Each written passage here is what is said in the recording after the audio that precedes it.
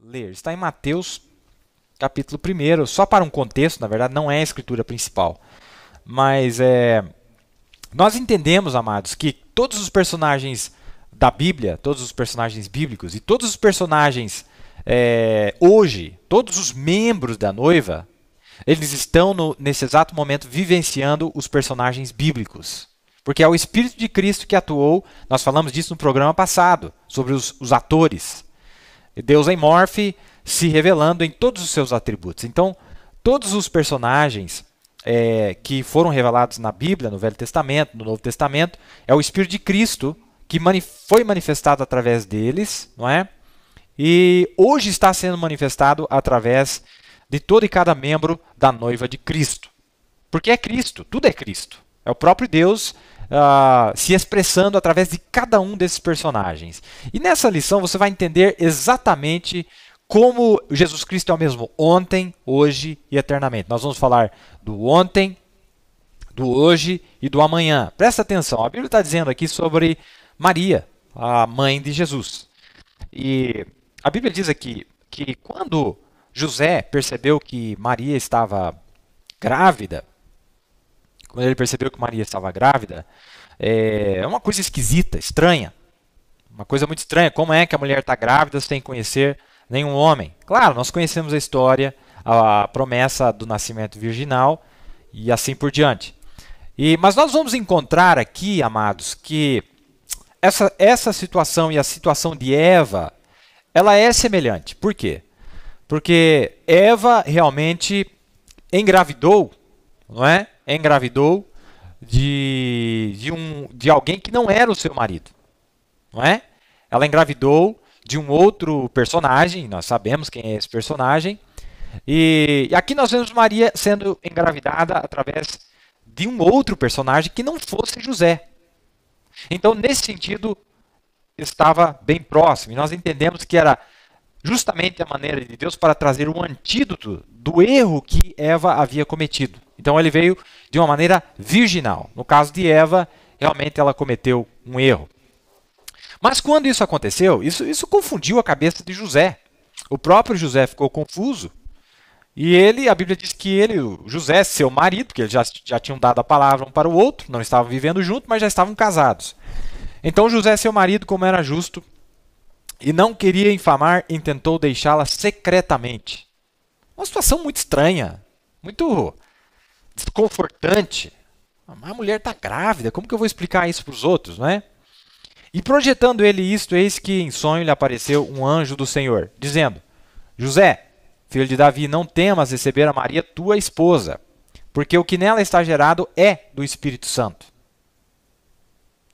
E dará à luz um filho e chamará o seu nome Jesus, porque ele salvará o seu povo dos seus pecados.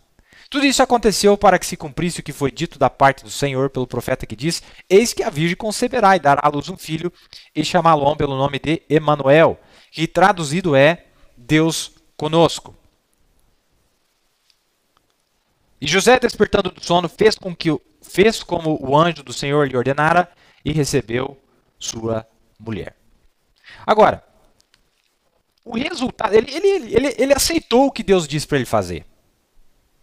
Ele aceitou. Deus apareceu para ele num sonho de uma forma direta, não tinha símbolo, não tinha nada, chamou ele pelo nome, falou: essa é tua mulher. Não tinha dúvida nenhuma, Deus está falando comigo, é para fazer esse trabalho. É para eu fazer esse trabalho. Mas, queridos, o preço que Maria e José pagou por obedecerem essa ordem, por acatarem o que Deus havia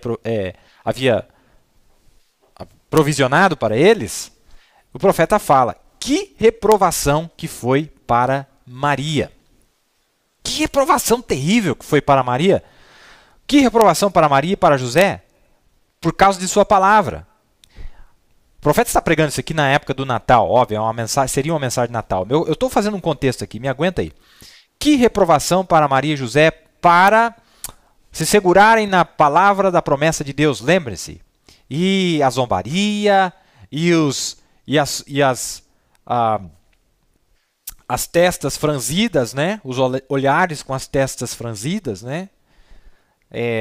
Quando eles viram a pequena Maria passarem e viram José, E eles diziam para José: você está casando com uma prostituta.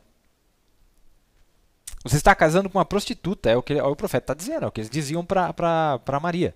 E lembre-se, irmão, o adultério era morte naqueles dias. Quem fosse pego. Agora, agora você proteja ela para que ela não seja morta. Ela vai ser mãe através de ti. Mas lembre-se, todo o tempo Deus estava lidando com eles. Estava de acordo com a palavra, por mais estranho, por mais esquisito. Mas era uma ordem que Deus havia dado. Deus estava lidando com eles e era de acordo com a palavra de Deus e eles não sabiam. Por quê? Uma virgem conceberá. José sabia disso, Maria sabia disso, mas as pessoas não sabiam daquilo. Não entendiam. Depois que a palavra foi escrita, houve um anjo que falou com eles, vindicando, manifestando a própria palavra que estava escrita de que ia acontecer. Não é? Então o profeta está explicando na mensagem a reprovação por causa da palavra, a reprovação por causa da palavra. Em 1962, o peso que foi Maria obedecer à ordem de Deus. E nós fomos ensinados que quando nós recebemos uma ordem de Deus, nós devemos obedecer a esta ordem de Deus, independente do preço que vai ser pago. Nós temos que cumprir a ordem de Deus. Nós temos que executar o plano de Deus, independente do que as pessoas vão pensar. Veja, Maria conhecia a Escritura, José conhecia a Escritura, mas aquela Escritura era exclusiva para eles. Era exclusiva para eles, não era para nenhuma outra virgem. Eu estou fazendo um contexto aqui, tá certo? Veja, agora, por causa disso, Jesus foi chamado de filho da prostituta, Jesus foi chamado de filho ilegítimo, Jesus carregou toda essa reprovação por causa do Evangelho, para cumprir a palavra de Deus. E nós sabemos que Jesus era perfeito. Nós sabemos que ele veio para pagar o pecado por nós, que éramos devedores, não é?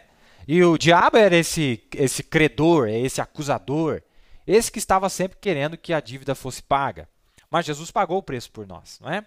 Agora, como eu disse para vocês,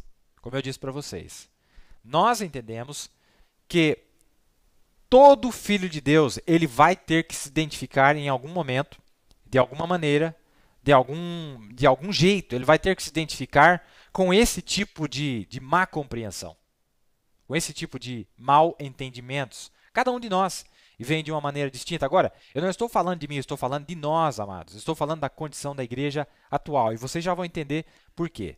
A condição dos ministros, a condição da igreja atual, a minha condição, a nossa condição, amados, é exatamente esta. É exatamente essa. Por quê? Jesus não devia nada.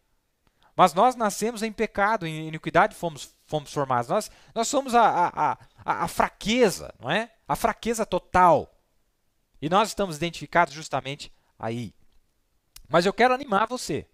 Eu quero animar você. Eu quero mostrar para você que este é o plano de Deus. Que esta é... Olha, irmãos, Jesus sempre se agradou identificar-se com pecadores. Jesus sempre se agradou identificar com fracos. Jesus sempre se agradou identificar com os menos qualificados. Jesus sempre se agradou andar com os menos reputados. Mulheres de má fama, os publicanos, que era a raça mais ridícula que tinha, os cobradores de imposto, não é? Que era a pior laia de gente que existia, a pior espécie de gente que existia, era o tipo de gente que Deus do céu gostava de se associar. E eu dou graças a Ele, porque essa é a condição que nós estávamos, essa é a condição que nós ainda estamos. Nós ainda somos feitos de carne, nós ainda temos as nossas fraquezas, nós ainda temos nossos problemas familiares, nós ainda temos as nossas dificuldades, nós ainda temos as nossas má compreensões em respeito aos nossos irmãos. Nós entendemos mal uns aos outros, nós lemos, fazemos a leitura errada desenvolvemos complexos de uns dos outros. Isso é normal, isso é absolutamente normal. Então nós estamos vendo que essa reputação feia, irmãos, se eu tenho visto um tempo onde os ministros têm sido mais atacados do que agora, eu desconheço um tempo onde os ministros em geral, a família dos ministros está sendo atacada de forma mais cruel possível. E sabe de onde vem esse ataque cruel? As pessoas insensatas carregam isso, são os de dentro que trazem essa crueldade, são os de dentro que trazem essa... Irmãos, as pessoas têm o péssimo costume de contarem para os demais os podres da família do pastor, os podres da família dos ministros, Por que você não é honesto, não vai no próprio ministro e fala? Olha, pastor, fiquei sabendo tal e tal da sua família. Irmão, ministros são seres humanos. Ministros são seres humanos. Ministros são pessoas que têm sentimento por sua família. E não só isso. A família do pastor é diferente, meu amado. A família do pastor é diferente. Sabe por que a família do pastor é diferente? Porque ele está na frente de batalha. É onde o inimigo vai atacar. Ele não é igual aos demais. Você deveria saber disso. Que a família do pastor ela tem um status diferente em relação a Deus e em relação ao inimigo, em relação ao diabo. Satanás sempre atacou a família e ele sempre vai atacar a família. Agora, não seja você o cruel, né, de coração cruel, para cravar a lança na hora que essas dificuldades aparecem. Mas você vai ver que essas lanças são lançadas pelos amigos, essas lanças são lançadas pelos parentes, essas lanças, os primeiros a cravarem a lança. Os primeiros a cravarem a lança são os de dentro, não são os de fora. Existe uma desonestidade tão grande entre o povo de Deus hoje, onde existe esse tipo de crueldade. O profeta disse, eu vou ler para vocês daqui a pouco. Deixa eu ler aqui, já que eu estou falando disso, eu já vou entrar no meu contexto aqui. É muito bonito essa história. É muito bonita essa história. Olha, os fariseus e líderes de seu dia sempre tentaram diminuir ele diante do povo, falando de Jesus. Esse apenas foi o jeito que o diabo encontrou para operar. Todos os fariseus e mestres de seu dia constantemente tentaram diminuir a Jesus. Todos os embaraços que eles podiam lidar, eles fizeram. Eles observavam ele constantemente para encontrar onde eles podiam encontrar uma falha. E eles nunca falavam de suas boas coisas. Eles sempre estavam tentando encontrar algo no qual eles podiam diminuir ele naquilo. E diziam, olha, veja aí, tá vendo aí? Se ele fosse um homem de Deus, ele não faria isso desse jeito. Ou, se ele fosse um homem de Deus, ele não faria isso daquele outro jeito. Eles estavam tentando lançar sombra sobre ele. Fazer com que as pessoas descressem nele. Esta é a obra do diabo. E esse velho esquema nunca cessou. Muitas vezes o ministro comete um erro, presta atenção. Muitas vezes o ministro comete um erro. E se ele vem na vizinhança, um irmão precioso que esteja tentando fazer o que é certo e guiar as pessoas corretamente. Tudo que o diabo puder apontar para o incrédulo ou para o assim chamado cristão naquela vizinhança, para embaraçar aquele homem, ele o fará. Vocês sabem, a maneira cristã real é esconder tudo que você conseguir de um irmão. Espera aí, irmão Morana. A maneira cristã real é esconder tudo o que você conseguir de um cristão. Mas não é isso que está acontecendo. As pessoas escrevem, as pessoas ligam, correm para dar a notícia, como aquele filisteu que veio correndo para dar. Mas o homem segundo o coração de Deus, como Davi era, ele mata esse espírito na hora. Você tem prazer em vir contar para mim aqui que o servo de Deus lá caiu? Que Saul caiu? Irmão, depois que você terminar o programa, anota aí. Leia a lamentação de Davi sobre Saul. As palavras que Saul usou para falar as palavras que Davi usou para falar de Saul. Leia lá para você ver. A consideração que aquilo ali não é da boca para fora, não. Aquilo ali era admiração e respeito que Davi tinha em relação a Saul, o homem que lhe perseguia. Agora, a maneira cristã real é esconder tudo que você conseguir de um irmão. Quer dizer, todos os podres que o irmão tem, esconda. Não diga suas coisas ruins. Apenas diga suas coisas boas. Apenas conte que você sabe dele que seja bom. Se algo for ruim, deixe quieto, porque o pobre companheiro já tem o suficiente contra ele mesmo. A carga já está pesada, amigo. O filho já está envolvido em problema, a filha já está envolvida em problema. E você ainda vai fazer isso? Não tente pegar um caibro e enfiar o homem mais para baixo na valeta. A atitude cristã é levantá-lo e tirá-lo da valeta, tá vendo? Nunca tente enfiar ele para baixo. Ele já está para baixo. Tente ajudá-lo a se erguer. Mas muitos de nós hoje, muitas pessoas hoje, permita-me dizer isso, muitas pessoas tentam fazer isso. Se eles apenas conseguirem uma coisa ou outra para que eles puderem dizer, que seja coisa bem ruim. Eu conheço ministros que são famosos, têm a reputação de conhecer o podre de todas as igrejas, eles são um dicionário, eles são uma Wikipédia dos podres das famílias dos pastores, dos podres dos pastores. Irmão, Nós não fomos chamados para ser essa esponja de sujeira, não. Tem alguma coisa errada aí. O Espírito de Cristo, ele lava, ele não agarra a sujeira.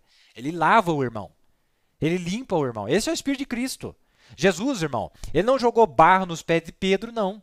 Ele não jogou estrume nos pés de Pedro, não. Ele lavou os pés de Pedro. Ele disse assim como eu faço, façais vós também. É uma desonestidade sem fim. E você só vai entender, irmão, a dor que é isso quando você sente na sua pele. Quando as pessoas falam de você. Quando as pessoas falam da sua família. E aí, não vá reclamar que o pastor vai tentar defender a família dele. Porque as pessoas são cruéis. Irmão, eu pessoalmente recebi já artigos de jornal com filho de pastor que estava envolvido em coisas erradas. Artigo de jornal com a foto do fulano. Eu nunca, pela graça de Deus, aqui nesse programa, falei um A contra qualquer uma dessas pessoas. E pessoas que realmente tiveram problema nas suas vidas. Eu não fui chamado aqui para fazer esse tipo de trabalho. Não fui chamado para fazer esse tipo de trabalho. Mas veja, o profeta está dizendo, tem pessoas, irmão, eu estou falando que eu conheço ministros, que ele tem a reputação, e ele conhece, irmão, detalhes. Ele faz questão de sentar com as famílias, pergunta, ele inquire, ele faz as perguntas certas para descobrir os detalhes, os podres. Irmão, olha, o profeta diz que pomba ela não tem o fel para digerir a sujeira, não. Se ela é pomba, vai fazer mal, mas se é corvo, não faz mal. Ele carrega aquilo lá, ele come aquela carniça. Agora, por exemplo, se um de vocês, irmãos, cometesse um erro e fizesse o que é errado, o qual vocês estão sujeitos a cometerem, eu estou também, cada um de nós. Mas ao prosseguirmos, vamos lembrar que nós somos irmãos. Nós somos irmãos. E se nós temos qualquer briga, vamos brigar uns com os outros, ajunte-se, traga diante de nossos irmãos e resolvam. Não é? Conversa, fala, pergunte. Sabe, irmão, a Bíblia diz que para nós que companheirismo cura. Tem tanta ferida aí antiga que não é curada por falta de companheirismo. Mas, irmão, companheirismo é companheirismo debaixo da honestidade. Fala a verdade. Fala, pode falar.